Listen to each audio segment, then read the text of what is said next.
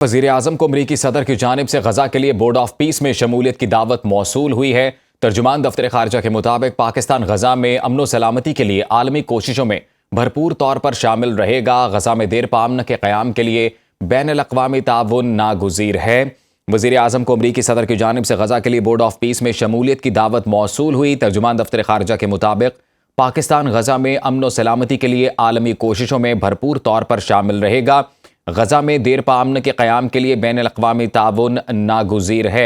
आपको बताएं कि अमरीकी सदर की सालसी में गजा का अमन मनसूबा तश्कील दिया गया था और फिर उस पर अमल दरामद के लिए एक बोर्ड ऑफ पीस तश्कील दिया गया, जिसमें शमूलियत के लिए वज़ीर-ए-आज़म पाकिस्तान मियां मोहम्मद शहबाज शरीफ को अमरीकी सदर की जानिब से अब बाकायदा दावत मौसूल हुई है। और तर्जुमान दफ्तर ख़ारजा ये कन्फर्म करता है कि पाकिस्तान गजा में अमन व सलामती के लिए आलमी कोशिशों में भरपूर तौर पर शामिल रहेगा। गजा में देर पा अमन के क़याम के लिए बैनुल-अक़वामी ताउन नागुज़ीर हो चुका है।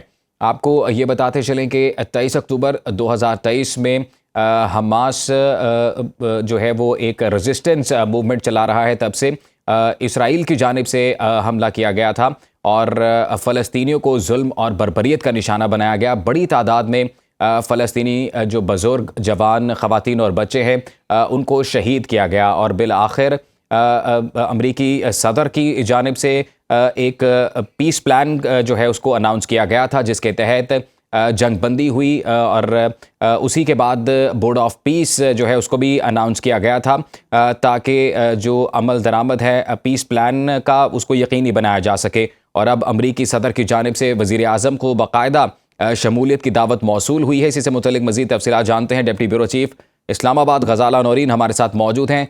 जी ग़ज़ाला, बताइएगा इससे मुतल्लिक।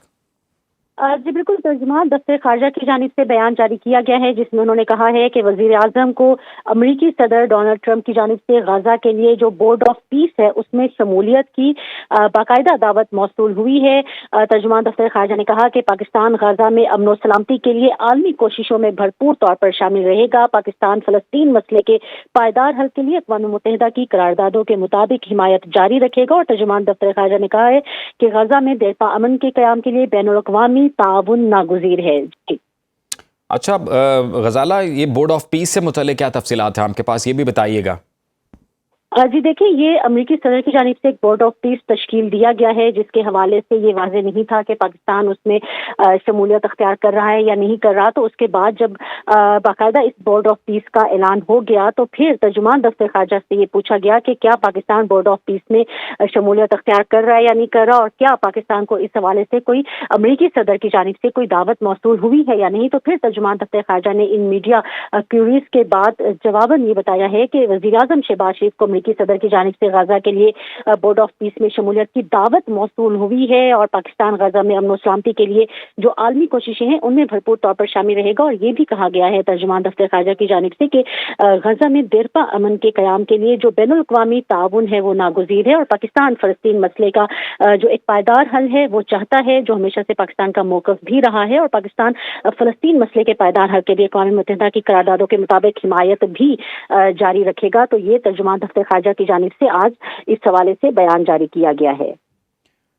ठीक है, और ये भी बताइएगा कि ये बोर्ड ऑफ पीस किस तरह से काम करेगा, क्योंकि ये इतला तो मौसूल हुई थी कि अमरीकी सदर की जानिब से secretary of state Marco Rubio और जो फॉर्मर ब्रिटिश प्राइम मिनिस्टर हैं टोनी ब्लेयर, इसके अलावा जो जेरेड कुशनर हैं और स्टीव विटकॉफ, इनको पैनल में शामिल किया गया था। तो अब दीगर ममालिक से भी राबते किए जा रहे हैं।